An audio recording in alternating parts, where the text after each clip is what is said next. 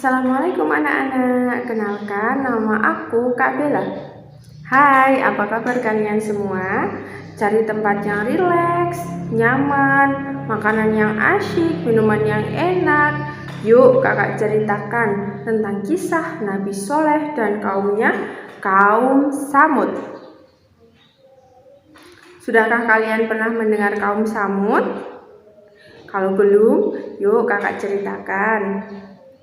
Kaum Samud adalah kaum yang menyembah berhala. Mereka suka berbuat kemaksiatan dan kedurhakaan. Melihat kondisi mereka seperti itu, Allah mengutus seorang nabi. Beliau adalah Nabi Soleh alaihi salam. Nabi Soleh diperintahkan Allah untuk berdakwah di tengah-tengah kaum Samud. Kaum Samud adalah kaum yang cerdas ya adik-adik.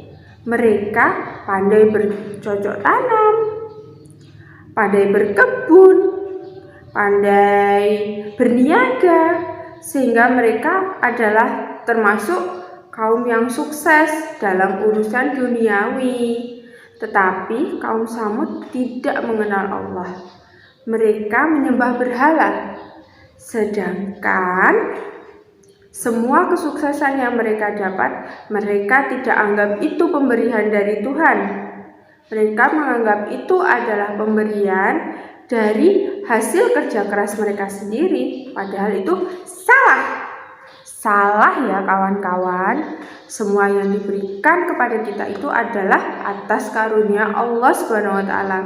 Kita harus senantiasa berusaha dan berdoa. Allah lah yang mengabulkan dan memberinya untuk kita.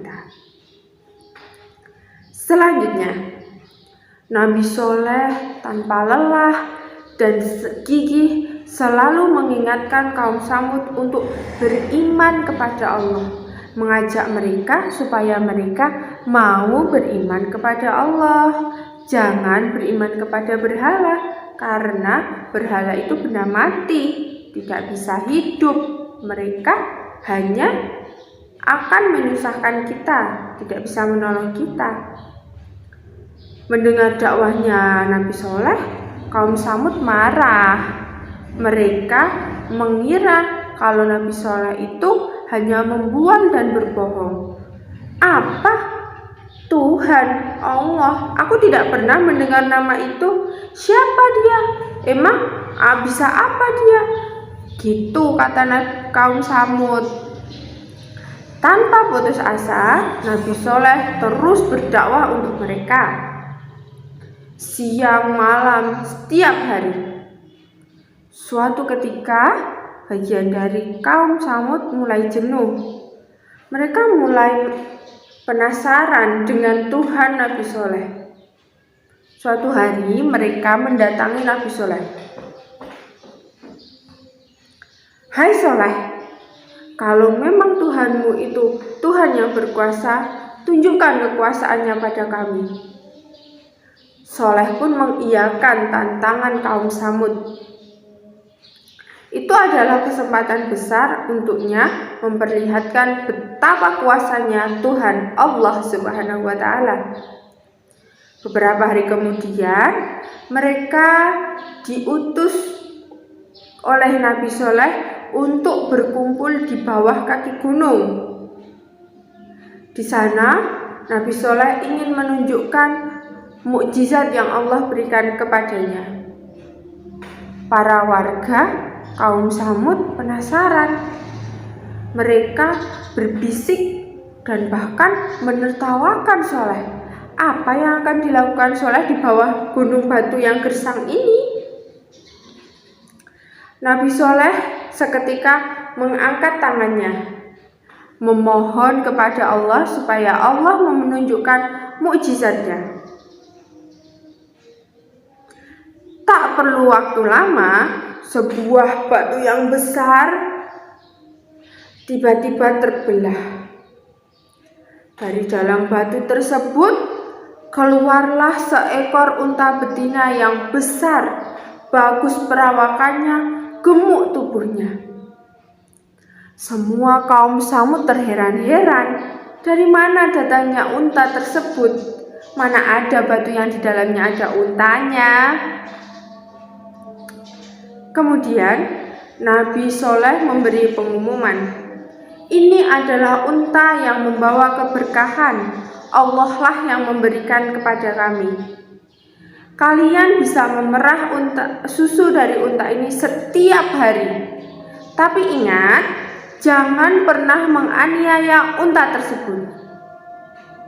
Jangan pernah menyakiti dan biarkan unta ini bebas berkeliaran di padang bawah gunung. Ada juga sumur di sana. Kalian harus bergantian mengambil air. 1 hari untuk unta dan 1 hari bisa kalian gunakan untuk kebutuhan air kalian. Bukan hal yang berat. Kaum Samud pun menyetujui apa yang menjadi permintaan Nabi Soleh. Mereka bersukacita setiap hari karena mereka bisa meminum air susu dari unta tersebut. Dari kejadian tadi, banyak loh beberapa kaum Samud yang mulai mengikuti ajaran atau dakwah Nabi Soleh. Mereka mulai mau beriman kepada Allah Subhanahu wa Ta'ala.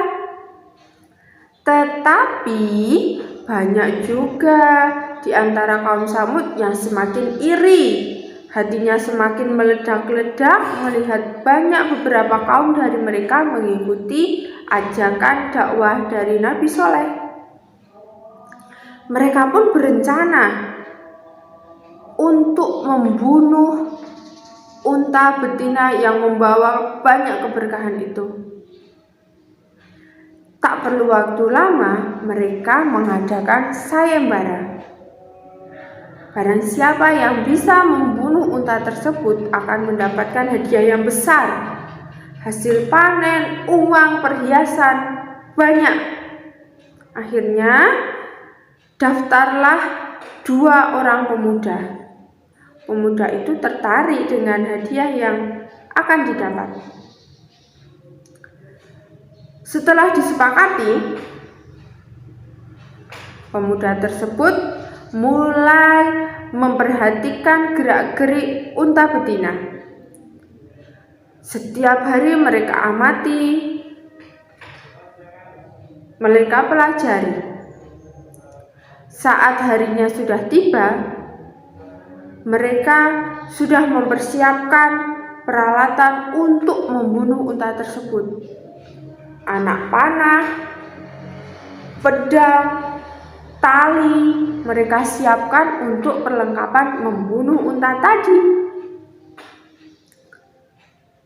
Ketika harinya sudah tiba, dari atas bukit mereka melihat gerak-gerik si unta. Setelah dirasa cukup, 1 anak panah ditarik dan dilepaskan. Mengenailah kaki dari unta. Unta pun berlari kesakitan ke sana dan kemari hingga habis daya dan lunglai. 1 orang pemuda lagi menyiapkan pedang yang sudah diasah dengan sangat tajam. Dia dengan sigap menyembelih unta tersebut. Setelah unta mati, dibawalah unta tadi kepada kaum Samud yang kafir. Mereka bersukacita memakan daging unta yang sangat besar. Padahal tadi tidak boleh membunuh unta tersebut. Mereka pun datang kepada Nabi Soleh, mengolok-olok Nabi Soleh bahwa Tuhan Nabi Soleh tidak bisa berbuat apa-apa kalau untanya sudah dibunuh.